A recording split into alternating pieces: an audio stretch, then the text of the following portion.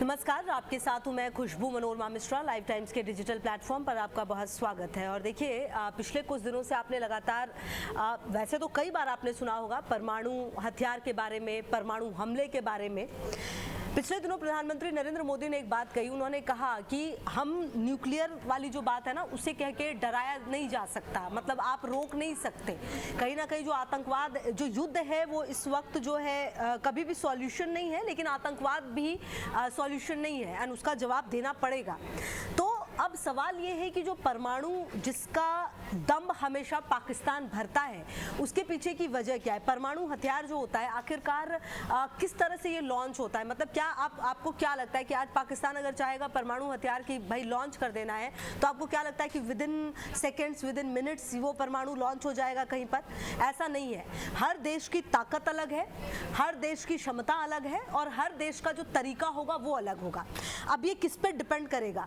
देश की तकनीकी क्षमता पर डिपेंड करेगा, कमांड एंड कंट्रोल प्रणाली पर डिपेंड करेगा, हथियारों की तैनाती पर डिपेंड करेगा और साथ ही साथ भू राजनयिक परिस्थितियां जो है डिपेंड उस पर करेगा कि परमाणु हमला कैसे कोई किस पर कर सकता है और कितना सक्षम कौन सा देश है। आपको आज इस वीडियो में यह भी पता चल जाएगा कि आखिरकार अमेरिका, जिसका जिक्र इतना होता है, वो क्यों इतना ज्यादा आप समझिए आगे नजर आता है हमें। क्यों अमेरिका की बात कई बार सुननी पड़ती है बाकी देशों को, क्योंकि ये जो परमाणु हथियार वाली बात हो रही है ना, यहाँ पर भी अमेरिका कई कदम आगे है। हालांकि रूस और अमेरिका का कंपैरेटिवली अगर आप देखें तो दोनों पैरेलली आपको नजर आएंगे। तो आज हम इस वीडियो में यही बात करने वाले हैं, क्योंकि देखिए कहीं ना कहीं चर्चा ये भी रही कि भारत पाकिस्तान युद्ध के दौरान कैराना हिल्स की रेडिएशन लीक की बात सोशल मीडिया पर खूब उछली। कहा यह गया कि देखिए दोनों ही देशों में न्यूक्लियर हथियार हैं और इसीलिए अब हम आपको ये बताने वाले कि ये जो पूरी प्रक्रिया होती है वो क्या होती है। अब देखिए, परमाणु हथियार को सक्रिय करने में जो मुख्य है 4 स्टेप्स हैं, अगर आप ऐसे समझे। पहला क्या स्टेप है? निर्णय लेना है। सबसे महत्वपूर्ण चरण है जहां देश का सर्वोच्च नेतृत्व, चाहे किसी देश में राष्ट्रपति है, फॉर एग्जांपल अमेरिका की अगर आप बात करते हैं, अगर आप कहीं पर देखें तो राष्ट्रपति इंपॉर्टेंट होता है, जो पहला व्यक्ति होता है इंपॉर्टेंट, या फिर सैन्य कमांडर। तो जहां पर जो इंपॉर्टेंट है, मतलब जो सर्वोच्च नेतृत्व है, वो डिसाइड करता है और वो हमले का आदेश देता है।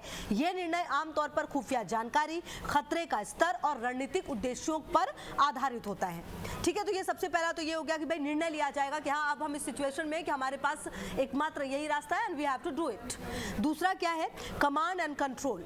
अब क्या होगा कि आदेश अगर हो गया तो उसे सैन्य कमांड सेंटर तक पहुंचाया जाएगा, जहां इसे सत्यापित किया जाता है और फिर 2 मैन रूल या अन्य सुरक्षा प्रोटोकॉल इसमें शामिल हो सकते हैं ताकि गलत उपयोग ना हो इसका। मतलब ऐसा नहीं है ना कि परमाणु शक्ति जो है, अगर उसका इस्तेमाल हथियारों का होता तो आप उसके कितने दूरगामी परिणाम होते हैं, ये तो आप निश्चित तौर पर समझ सकते। कहते हैं आज भी कि जापान का जो हिरोशिमा और नागासाकी है, यहाँ पर जब इस्तेमाल हुआ इस तरह के बम का, तो आज भी वहाँ पर, आज भी आप सोच लीजिए दूसरा विश्व युद्ध, आज भी वहाँ पर जो परिणाम, जो कुछ परिणाम है ना, वो देखे जाते हैं। आज भी बच्चे वहाँ पर कुछ जो है कुछ डिजीज के साथ होते हैं, जबकि समझिए 1939 1945, मतलब वो वक्त आप समझ लीजिए, आप समझ लीजिए आप, तो जो असर है वो बहुत दूरगामी होता है। तो ऐसा नहीं है कि आपने ऐसे निर्णय लिया और ऐसे आपने परमाणु किसी पर हमला कर दिया। वो एक ये भी देखा जाता है कि ये सही हो। तीसरा क्या है? हथियारों की तैयारी, मतलब हथियारों को लॉन्च के लिए तैयार किया जाता है, जिसमें मिसाइलों को सक्रिय करना, टारगेट सेट करना, तकनीकी सत्यापन शामिल है। इसमें ये कुछ स्टेप्स हैं।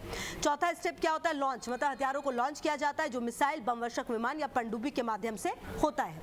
अब देखिए, अब आप ये समझिएगा कि परमाणु हथियारों को जो सक्रिय करने का समय है ना, वो देश की सैन्य शक्ति, तकनीकी बुनियादी ढांचे पर निर्भर करता है। और अब आपको हम ये बता रहे हैं कि कुछ देश हैं, आखिरकार अगर आज मान लीजिए संयुक्त राज्य अमेरिका ने सोचा कि उसे परमाणु हमला करना है, तो उसे कितना वक्त लगेगा, मतलब उसकी कितनी तैयारी है। सबसे पहले संयुक्त राज्य अमेरिका की ही बात कर लेते हैं। इसे लगेगा लगभग 4 से 5 मिनट का समय बस लॉन्च आदेश के बाद। मतलब अगर उसे आदेश दे दिया गया कि भाई we have to launch it, then it will take 4 to 5 minutes only. अब देखिए क्या, अमेरिका के पास दुनिया का सबसे उन्नत परमाणु कमांड एंड कंट्रोल प्रणाली है। राष्ट्रपति के आदेश के बाद मिनटमैन ICBM जो है इनके पास कुछ ही मिनटों में ये लॉन्च की जा सकती है। पनडुब्बी आधारित मिसाइलों को लॉन्च करने में 10 से 15 मिनट लग सकते हैं। अमेरिका की लॉन्च ऑन वार्निंग नीति के कारण खतरे की स्थिति में प्रतिक्रिया त्वरित होती है। ये और तैनाती जो है, अमेरिका के पास जमीन है, समुद्र मतलब पनडुब्बी, और हवाई यानी बमवर्षक आधारित हथियार है जो हमेशा तैनात रहते हैं। अब देखिए रशिया की बात, जैसा कि मैंने आपसे शुरुआत में ही कहा होगा शायद, अगर आपको याद हो, कि अमेरिका और रशिया ये वो दो कंट्री है जो पैरेलली चलते हैं, मतलब रशिया भी कहीं से कम नहीं है। और अगर अभी आप सोचिए कि वो यूक्रेन पर इस तरह के हमले नहीं कर रहा तो उसके पीछे बहुत कारण है।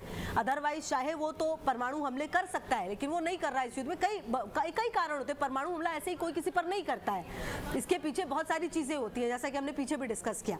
अब देखिए, रशिया की परमाणु प्रणाली अत्यधिक उत्तम है, जैसा कि हम बात भी कर रहे थे। रूस के पास डेड हैंड जिसे पैरोमीटर जैसी स्वचालित प्रणालियां हैं जो जवाबी हमले को सुनिश्चित करती है। रूस की आईसीबीएम जैसे कि सरमत मिसाइल, जिसका जिक्र कई बार आपने सुना होगा पिछले दिनों, कुछ मिनट में ये लॉन्च हो सकती है। पनडुब्बी और मोबाइल लॉन्चर थोड़ा अधिक समय ले सकते हैं, लेकिन रूस की रणनीति त्वरित प्रतिक्रिया पर केंद्रित है। जी हाँ, रशिया की भी।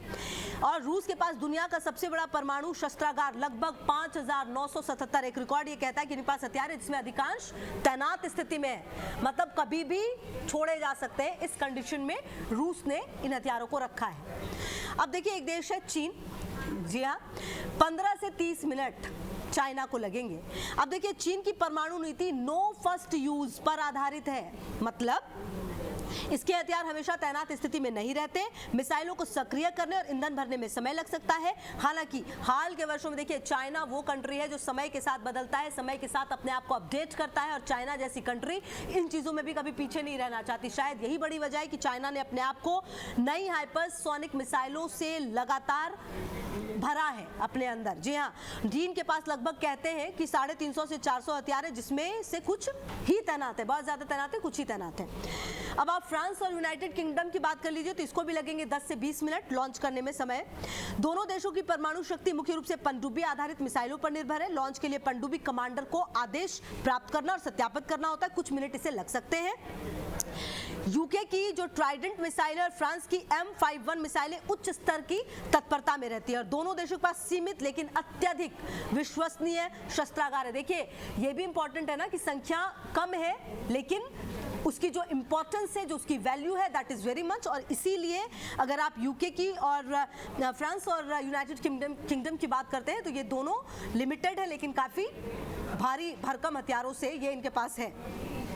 भारत पर आइए आप। जी हाँ, इंडिया, भारत की अगर आप बात करते हैं तो 30 मिनट से कुछ घंटे लगेंगे इंडिया को। अब देखिए, भारत की परमाणु नीति जैसा कि चाइना की है, नो फर्स्ट यूज और विश्वसनीय न्यूनतम प्रतिरोध पर आधारित है। भारत के हथियार तैनात स्थिति में नहीं रहते। मिसाइलों को सक्रिय करने के लिए असेंबली और ईंधन भरने की आवश्यकता है। अग्नि मिसाइलें और पनडुब्बी आधारित K4 मिसाइलें लॉन्च के लिए समय ले सकती हैं। भारत की कमांड प्रणाली में सिविलियंस और सैन्य नेतृत्व के बीच समन्वय आवश्यक है, जो समय बढ़ा सकता है। भारत के पास ये भी कहा जाता है कि 172 परमाणु हथियार है, जो ज्यादातर जमीन और समुद्र आधारित है। अब पड़ोसी देश पाकिस्तान पे आ जाइए। 30 मिनट से कुछ घंटे इसे भी लगेंगे, मतलब इसका भी पैरेलल है हिसाब किताब। पाकि जो परमाणु रणनीति भारत पर केंद्रित है पाकिस्तान की, इसमें त्वरित प्रतिक्रिया की क्षमता है। हालांकि इसके हथियार तैनात स्थिति में नहीं है। मिसाइलों जैसे कि गौरी और शाहीन, आपने इसका नाम भी सुना होगा पिछले दिनों पाकिस्तान के मिनिस्टर से कि हमारे पास गौरी शाहीन ऐसे ही थोड़ी है, नाम लिया था उन्होंने, अगर आपको याद हो, को सक्रिय होने में समय लगता है। सैन्य नेतृत्व का केंद्रीकृत नियंत्रण प्रक्रिया को धीमा कर सकता है। पाकिस्तान के पास भी लगभग 170 हथियार है, जो मुख्य रूप से जमीन आधारित है। अब देखिए आपकी जो उत्तर कोरिया है उसे भी 1 घंटे से अधिक का समय लगेगा अगर लॉन्चिंग प्रक्रिया में वो आएगा तो। 50 इसके पास हथियार है, मुख्य रूप से जमीन आधारित है। तो अब देखिए, जो मुख्य कारक जो समय को क्या प्रभावित करता है, मतलब आखिर ऐसा क्यों है कि अमेरिका को 5 मिनट लग रहे हैं और जो कई देश हैं उनको 30 मिनट से 1 घंटे का समय लग रहा है। देखिए, कुछ कारण है। पहला है तैनाती की स्थिति, मतलब हमेशा तैनात हथियार जैसे कि अमेरिका और रूस है तुरंत सक्रिय होंगे ना। अगर आप समझिए कि वो ऑन प्रोसेस मोड में है कि भाई अब लॉन्च कर देना है, तो उन्हें कर देना है, मतलब उसके लिए वो फिर वो नहीं करेंगे कि हाँ भाई लाओ इसे तैनात करो, उनकी लॉन्चिंग तुरंत होगी। जबकि गैर तैनात हथियार जैसे कि भारत और पाकिस्तान को असेंबल करने की जरूरत पड़ेगी तमाम चीजों को, इसीलिए थोड़ा समय लगेगा। ठीक है। कमांड प्रणाली क्या होगी? केंद्रीकृत नियंत्रण जैसे उत्तर कोरिया प्रक्रिया को धीमा करता है, जबकि विकेंद्रीकृत जो प्रणाली है जैसे अमेरिका में उससे तेज होती है। तकनीकी क्षमता, उन्नत मिसाइलें और स्वचालित प्रणालियां समय कम करती हैं, जबकि पुरानी तकनीक, मतलब अगर आप ओल्ड उसमें चल रहे हैं तो आपको समय ज्यादा लगेगा निश्चित तौर पर। अगर आपकी नई रणनीति के तहत आप काम करेंगे, नई तकनीक से काम करेंगे, तो आपको जो प्रणाली उसके तहत कम टाइम लगेगा। रणनीति, लॉन्चिंग ऑन वार्निंग नीति वाले देश जैसे कि अमेरिका और रूस तेजी से प्रतिक्रिया देते हैं, जबकि नो फर्स्ट यूज नीति वाले देश जैसे भारत और चीन सतर्कता बरतते हैं। ये बात भी सामने आती है। बहरहाल अब देखिए, ये तो आपने जान लिया कि वो क्या कारक है और भारत और पाकिस्तान की भी बात जो है वो सामने आ गई। अब लास्टली आप ये समझिए कि जोखिम और चुनौतियां क्या है।